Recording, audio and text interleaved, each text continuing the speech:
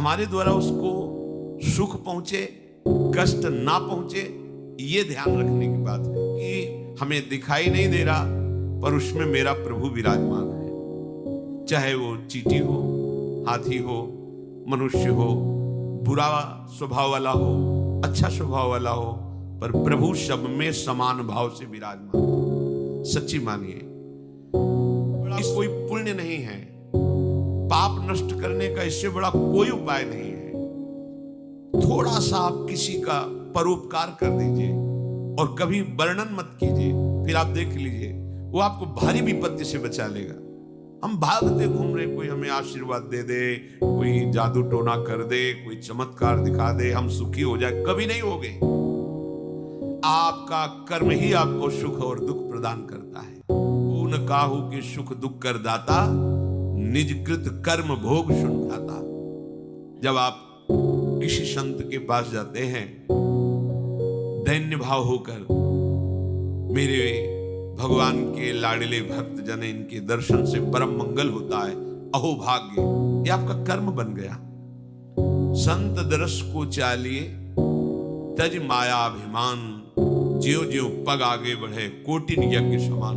वो आपका कर्म आपको सुख ही दी, किसी का आशीर्वाद नहीं कर रहा। आप दैन्य भाव से, भगवत भाव से गए, वो बोले ना बोले, आशीर्वाद दे ना दे, आपका एक कर्म आपको सुख प्रदान कर देगा। यदि हम सुख का रहस्य समझ जाएं तो कभी दुख भोगना ना पड़े।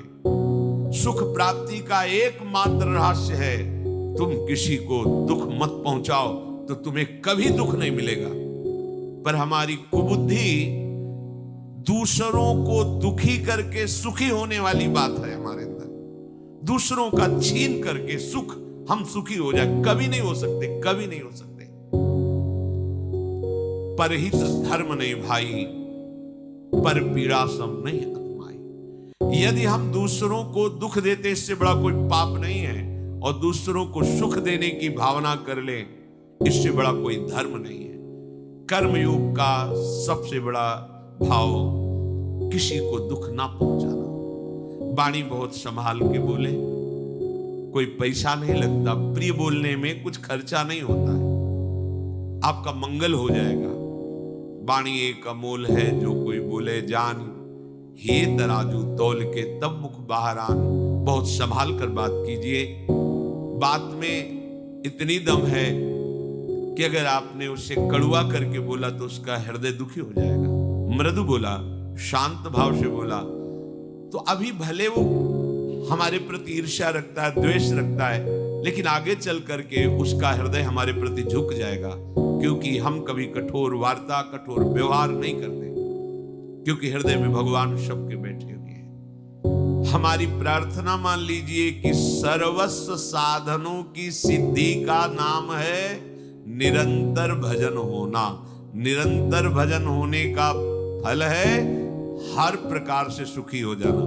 लोक परलोक सब सुख आपको घेर लेंगे, विश्वास कीजिए। एक भजन ही सर्व सिद्धि है, ये आप मान लीजिए। भजन नशेनी प्रेम की, भजन हो रहा है, महाप्रेमी हो जाओगे। पर इसमें प्रवृत्त नहीं होने देता मन। भजन में, नाम जप में मन राजी नहीं होता, और जब ये राजी हो जाता है तो हटता नहीं। एक बार राजी कर लीजिए इसे, बहुत सुखद है, बहुत सुखद। इसको ऐसा अनुभव किया है मन को कि जैसे कोई नेत्रहीन बड़ा बलवान व्यक्ति हो, तो वो जो पकड़ता है बहुत जोर से पकड़ता है, पर नेत्रहीन इसलिए उसको कहा कि उसको ज्ञान नहीं क्या पकड़ना है क्या नहीं पकड़ना। तो मन कुछ ऐसा ही है। मन नेत्रहीन महाबलवान व्यक्ति की तरह है, आपको पकड़ाना है। अब आपने उसे पकड़ा दिया, भोग, विषय, पाप प्रवृत्ति, बहुत जोर से पकड़ लिया। अब छुड़ाने में आपको ताकत लगेगी, समय लगेगा।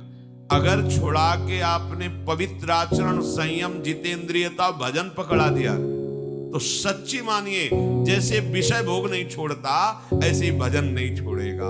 इसको पकड़ करने की केवल आदत है।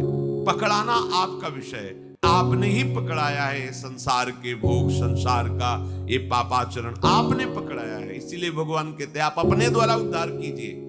कोई तुम्हारा उद्धार नहीं कर सकता, उद्धार का मार्ग बता सकता है, उद्धार की तुम्हें सलाह दे सकता है, लेकिन आपको चलना होगा। अब आप पकड़ करें पापाचरण की तो कहीं भी जाएं, वो पापाचरण का ही विस्तार करेगा। इसलिए हम महात्माओं के अनुभव की बात कहते हैं, तुम सावधान रहो और हृदय में देखते रहो कि नाम जब चल रहा है कि नहीं चल रहा है। बहुत प्रमाद स्थिति देखी जाती है। अधिकतर लोग नींद में सुख का विशेष अनुभव करते हैं। बहुत अंदर जलन होती है जब ऐसी वृत्ति देखते हैं, क्योंकि आप समय बिल्कुल नष्ट कर रहे हैं, बिल्कुल नष्ट कर रहे हैं। स्वार्थ परमार्थ कुछ आपका सिद्ध नहीं हो रहा, केवल मुर्दे की तरह जी रहे हो। यदि आपको ऐसा स्वभाव बन रहा है कि अधिक अधिक जहां बैठे वहीं सो गए, सोना, ये बिल्कुल ठीक नहीं। उपासना के मार्ग में तो बिल्कुल ठीक नहीं। कई ऐसे उपासक हैं, जब उनसे प्रश्न करो, उनकी दिनचर्या की जांच करो तो असंतुष्टता होती है कि तुम्हारी अभी आज तक दिनचर्या ही नहीं बनी।